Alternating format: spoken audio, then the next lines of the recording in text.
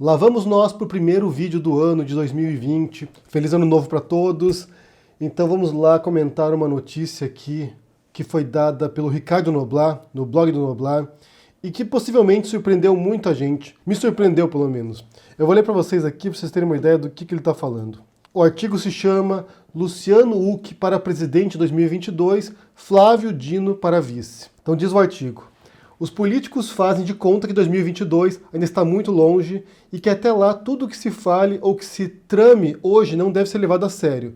E, no entanto, eles tramam e movimentam suas peças. Para o público externo, Luciano Huck, apresentador de televisão, nega que será candidato à sucessão do presidente Jair Bolsonaro.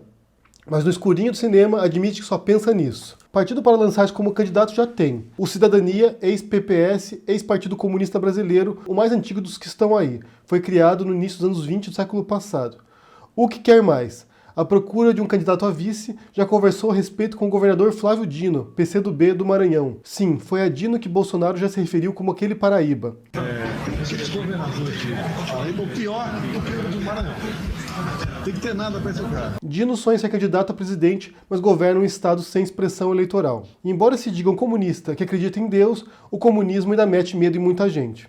Pelo menos 2 vezes, Dino e Huck tiveram longas reuniões sem testemunhas, mas à sombra do ex-presidente Fernando Henrique Cardoso, que tudo acompanha interessado. Bem, no cerne dessa notícia você tem aqui um encontro bastante improvável, né? Do Luciano Huck, apresentador de TV, da Globo, bastante conhecido, e o Flávio Dino, que é um governador que tem sido bastante elogiado, um governador comunista, que faz parte de uma linha de frente contra o Bolsonaro, ou seja, alguém que é opositor ao governo, que também já foi criticado pelo Bolsonaro. E uma coisa é fato, gente, uma coisa é fato. Como eu disse a reportagem aqui, embora seja cedo ainda para definir quais serão os possíveis cenários para 2022, o fato é que já estão se movimentando. Você já tem pessoas que já demonstraram interesse em se candidatar, você também tem candidatos que estão sempre participando, que possivelmente vão participar também, ou seja, um presidente, quando se elege, ele tem 1 ano para fazer as coisas que ele quer fazer e, posteriormente, os outros 3 anos já são campanha eleitoral para reeleição. O grande problema é que o espaço de manobra é muito pequeno, porque, por um lado, você tem o PT com uma base de eleitorado ali, uma base histórica de em torno de uns 25%, aqui chutando mais ou menos. Se você acompanha a trajetória do PT desde 89, é mais ou menos o que eles têm ali, 20%, 25% de eleitorado fixo, que é a base petista no Brasil. Com exceção nos anos Lula e Dilma, que você pega a reeleição e tudo, então você tem já um suporte maior, porque o brasileiro tem aquela mentalidade de, bem, a gente conhece isso aqui, então vamos seguir com isso aqui. Todos os presidentes que foram à reeleição se reelegeram, foi o caso do Fernando Henrique, foi o caso do Lula e foi o caso da Dilma também, e esse é o grande receio em relação ao Bolsonaro, porque possivelmente se ele for para a reeleição, ele tem chance de ganhar, porque do mesmo modo que o PT tem uma base histórica de 25%, que é, como disse, analisando a trajetória do partido, a gente já tem agora uma base mais ou menos de uns 25% também de protofascistas que vão apoiar qualquer governante de extrema-direita que surgir no cenário. Então a gente tem 50% do eleitorado já comprometido, 25% para o PT, 25% para o Bolsonaro e Caterva. Então a disputa eleitoral ela se dá em 50% remanescentes, que é o espaço que vai disputar Ciro Gomes, que vai disputar eventualmente o PSDB, que vai disputar também o Huck caso se torne candidato. No caso desse pacto aqui entre Huck e entre Flávio Dino, o que você vê ali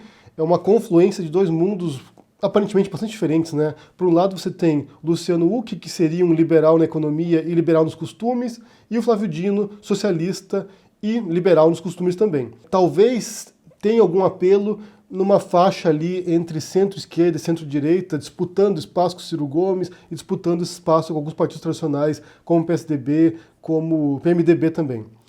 Já no caso da extrema-direita, como eu disse, tem uma grande chance do Bolsonaro se reeleger, porque historicamente é o padrão que a gente tem visto. E tudo vai depender do que se der ali ao longo desses anos, obviamente, né? Embora o eleitorado do Bolsonaro não se importe muito com as cagadas que ele faça, mas vai depender do posicionamento do Sérgio Moro, porque tem rolado especulações que o Sérgio Moro possa se tornar candidato, possa tentar disputar contra o Bolsonaro, e aí possivelmente muitos dos votos do Bolsonaro vão migrar para o Sérgio Moro, e muitos votos também da direita como um todo vão para o Sérgio Moro, porque é uma figura muito popular na direita brasileira. E se fizer uma chapa Bolsonaro presidente e Moro vice, daí me parece muito óbvio que a popularidade do Moro vai alavancar a campanha do Bolsonaro e ele vai se reeleger. Já no campo da esquerda, o Lula não pode ser candidato pela lei da ficha limpa. É difícil prever qual seria o nome que o PT colocaria para a presidência, se seria o Haddad de novo. Segundo, gente, isso é um absurdo completo, segundo o Olavo de Carvalho, quem manda no Brasil hoje é o Haddad.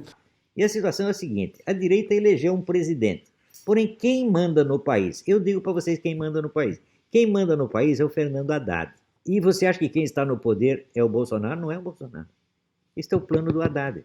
Desde os anos 90, segundo o Olavo de Carvalho, é quem mexe os pauzinhos. E para mim isso é muito impressionante, né? Porque a direita batizou o Haddad de poste, que seria apenas uma marionete do Lula, e de repente agora tudo é manipulado pelo Haddad, na cabeça do Olavo de Carvalho. Então não sabemos se será o Haddad de novo na próxima eleição, porque já seria um nome mais conhecido, já foi candidato, então pode ser que já venha na cabeça do eleitorado como algo que é conhecido, não é tão agora localizado ao São Paulo, mas de fato o cenário para a esquerda está um pouco complicado. E tendo uma candidatura como essa que eu mencionei aqui, Huck e Flávio Dino, isso vai embolar o meio de campo, pode ser que parasite votos dos dois campos, tanto do centro-esquerda quanto do centro-direita, complicando a vida do PT, complicando a vida do Ciro Gomes e possivelmente também empurrando a vitória mais uma vez para o Bolsonaro. Mas tudo especulação, gente, após um ano de governo Bolsonaro, porque é impossível prever o que vai se dar em 2022, tem muito chão pela frente, tem muito absurdo para a gente ver pela frente também, pode ser que aconteça tantas coisas que são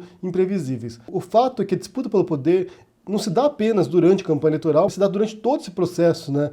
Então, eventuais sucessos do Bolsonaro em alguns aspectos, vamos supor que continue reduzindo o desemprego, que consiga melhorar a economia no Brasil, ter dinheiro no bolso levará o brasileiro a ter uma percepção de que vale a pena investir de novo no Bolsonaro, que os projetos dele deram certo. Não que a gente torça pelo pior, mas qualquer eventual percepção de melhoria vai sim pôr de novo a presidência no colo do Bolsonaro e serão 8 anos com essa aberração governando o país e causando um estrago ideológico tremendo. Como eu já disse aqui, em algumas circunstâncias, o grande risco não é apenas político, enquanto investidas contra as instituições democráticas, tentando forçar os limites, mas sim enquanto moralidade, enquanto ideologia mesmo. É algo que pode causar um estrago duradouro na mentalidade brasileira. Essa demonização da política que já vem de muito tempo, mas com o Bolsonaro se acentua, porque ele é alguém que se propunha contra a política. E todos esses preconceitos, intolerância e ódio que foram trazidos à tona graças à retórica bolsonarista.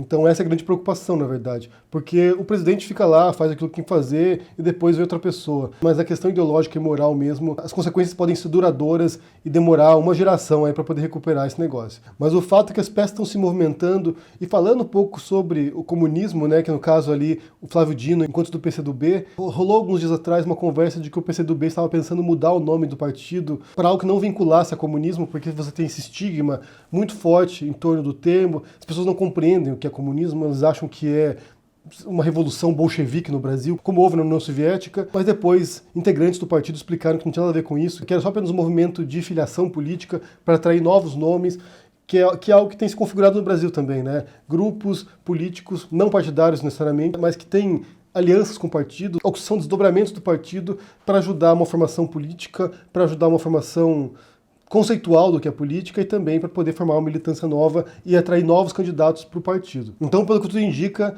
o Partido Comunista do Brasil vai continuar com esse nome, embora de fato seja um repelente para muita gente. Muito brasileiro, com essa onda anticomunista, com essa mentalidade bolsonarista agora de que tem um perigo de uma revolução comunista no Brasil, certamente teria receios de votar no Flávio Dino ou em alguém do Partido Comunista do Brasil, assim como teve em relação a Manuela Dávila também. Quando houve a coligação entre Haddad e Manuela Dávila, muita gente ficou com medo de votar na Manuela Dávila porque ela é comunista. São os velhos preconceitos que se infiltram na mentalidade dos brasileiros e é difícil você descolar uma coisa da outra depois. Então, para concluir esse vídeo, a partir dessa reportagem aqui, desse artigo do Ricardo Noblat, eu vejo que uma chapa Luciano Huck e Flávio Dino poderia sim representar um perigo para certos candidatos que estão ali transitando entre centro-esquerda e centro-direita. Isso pode sim afetar, pode mudar um pouco o cenário, pode mudar um pouco o jogo, graças à popularidade também do Luciano Huck, né, alguém conhecido, brasileiro adora uma personalidade, adora um ator de TV, adora um apresentador de TV, então pode ser que, de fato,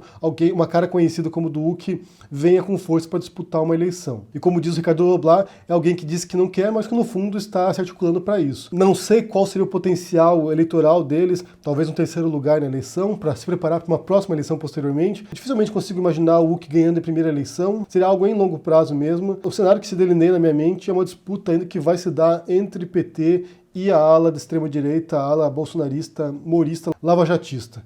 Então me parece que vai continuar polarizado ainda. Poucas possibilidades de algum candidato fora de um desses dois lados. Com grandes chances, e esse é o pior cenário, com grandes chances de reeleição do Bolsonaro, ainda mais se ele tiver o suporte, mais uma vez, do Sérgio Moro. Aí sim você vai pegar toda uma ala que, mesmo que discorde do Bolsonaro, que não goste dele, ainda vê no Moro uma figura confiável na qual eles podem apostar suas fichas. E no fundo, mais uma vez, o que a gente vê também é a influência inebriante do poder. Você está no poder, por mais horroroso que possa ser, você está o tempo todo ali com aquelas mega responsabilidades e pressão e cobrança.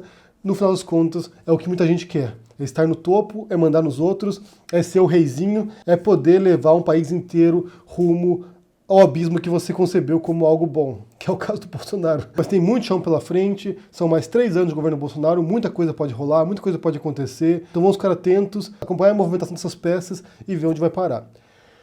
Novamente, um feliz ano novo para vocês. Quero saber o que vocês pensam sobre isso aqui, sobre essa coligação, sobre essa união agora entre Luciano Huck e Flávio Dino, que parece uma união improvável, mas que está sendo debatida nesse momento. O que você pensa, o que você vê nesse cenário 2022, se você vai realmente ver uma disputa entre PT e bolsonarismo? O que você pensa? Deixa aí no comentário. Deixa seu joinha, assine o canal, ajude no Apoia e a gente se vê por aí. Abraço e até mais. Tchau!